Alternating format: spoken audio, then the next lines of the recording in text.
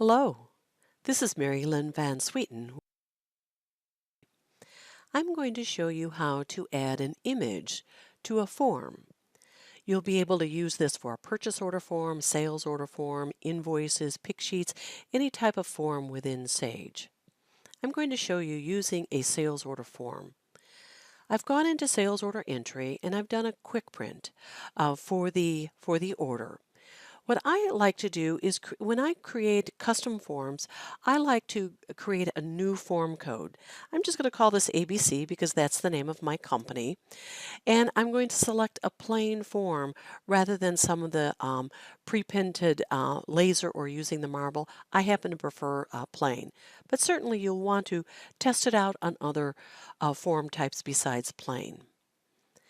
If you have Crystal Reports installed on your workstation and your role allows you to access Crystal Reports, you're going to see a designer button up in the top corner. When I click on this, this is going to launch Crystal Reports. I do get this little message. It happens every time, but it's no problem. And this is what my form looks like. I'm going to come up to my top menu. I'm going to come to Picture. And it's going to allow me to browse to the location where my image is stored. I happen to have stored this on my desktop to make it easy to retrieve. And I'm going to click this, click on Open, and here I'm just dragging it into the place that I would like to have my logo. Now there's a few things that I've just done. I've put this on top of another field, so I'm going to make sure I resize that field so the whole thing will show up when it prints. This happens to be my order title. The fact that it's a standard or a repeating or master, this is what that formula is. I also happen to know that I've put this pretty tight up against the company address block, so I'm going to pull this down just a little bit to get a little bit more space in between the logo and my address block.